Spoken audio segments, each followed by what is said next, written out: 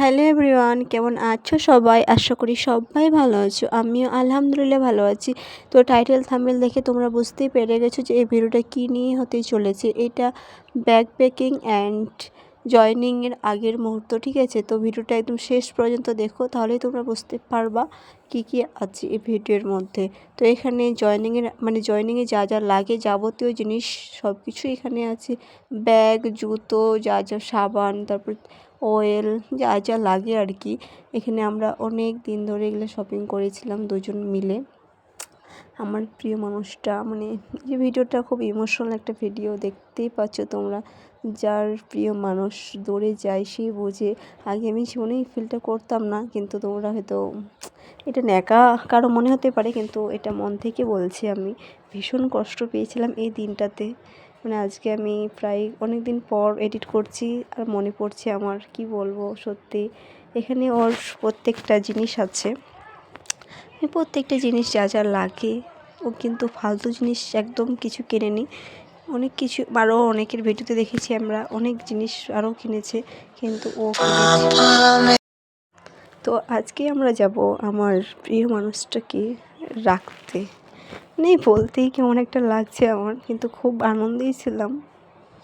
কিন্তু আমি ফিল করতে পারিনি জিনিসটা যে এত তাড়াতাড়ি সময়গুলো চলে আসবে, সিরিয়াসলি ভাবতেই পারিনি। তো আমি খুব মজা করে ভিডিও করছিলাম, আমি বুঝতেই পারিনি যে এরকমটা হবে। সত্যি গাইস, আমি বুঝতে পারিনি। এই যেখানে আমাদের দুই ফ্যামিলির মানুষ আসছে, দাদারা, তারপরে দিদি, মা, বাবা, ঠিক আছে, আমার দুই ফ্যামিলির লোক আসে। তারপরে ওর বন্ধু, এই মামাটা খুব ভালো, ওর বেস্ট ফ্রেন্ড, তারপরে আরও ওখানকার আরও ছেলে পেলে, ভাইরা, অনেকজনই আছে এখানে, যাদেরকে আমি চিনি আর কি।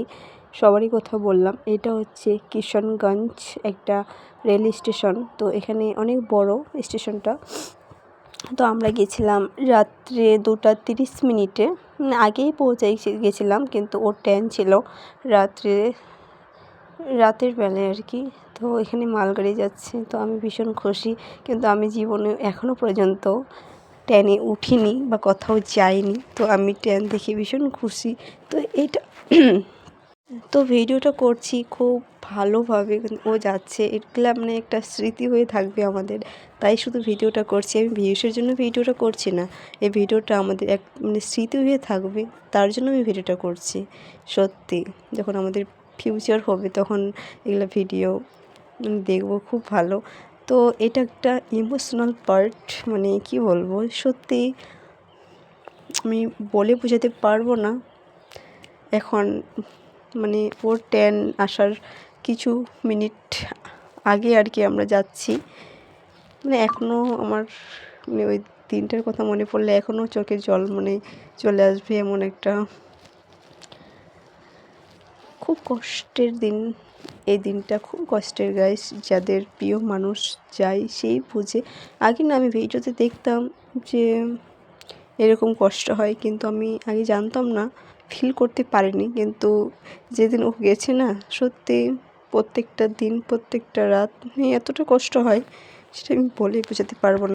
সরি গাইস, আর আমি ইমোশনাল হয়ে যাচ্ছি। এটাই আমি চাইবো যে প্রত্যেকটা ডিফেন্সের ছেলে যেন ভালো থাকে, প্রত্যেকটা ডিফেন্সের ছেলে সত্যি যেন সবাই ভালো থাকে, সবার জন্য দোয়া করব। আমি আমার হাজব্যান্ডের জন্য দোয়া করব,